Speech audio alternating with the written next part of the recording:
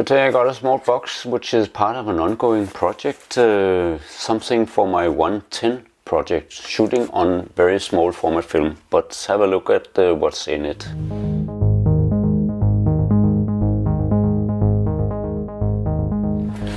So welcome back to my channel. Today we'll be unboxing a very small box. I know what it contains, at least I think so.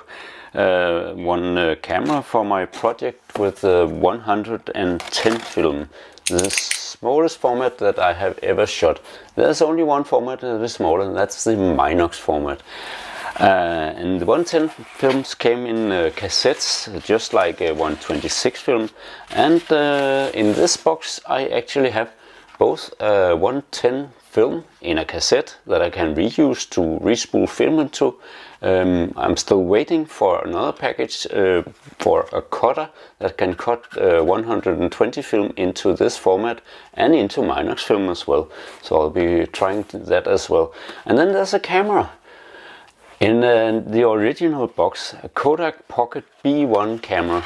So let's just have a look at this small camera, because it must be very small. And there's even an introductory guide, or yeah, a manual you could call it. It's like 10 pages in a small format, but there's not much to these cameras. There's not much you can do with them, or you can change. There's not many settings or anything, or actually I think there's no settings. So you just pop in the film and then it should work. So let's see, we have an advanced button down here at the bottom. Doesn't stop. I hope it works, it should work.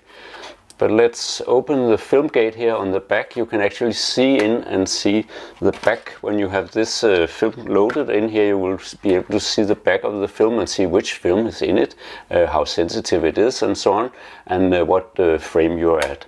But you can open it here. And then, oh yeah, I see.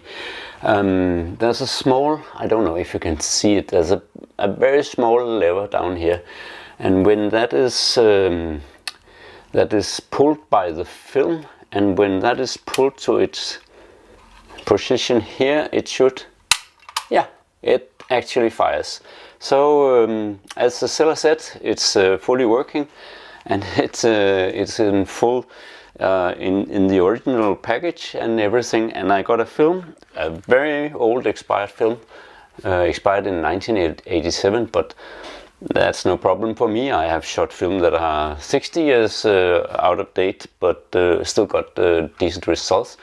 Maybe for this small film, which has such a little small film area, I'll put the number up here. It could be a problem because it gets more grainy as it ages, but I still think it can produce some lovely vintage looking images. But that was all for today, just showing you that I'm advancing my project against the 110 format, and also the Minox format that I also want to shoot. And I have a working Minox camera, and now I got three. This brand new looking Kodak camera, and two other 110 film cameras. And now I got two cassettes, so I can have load different films into these, which I would love to use very soon. But I'm still missing the cutter, as I said, waiting for that.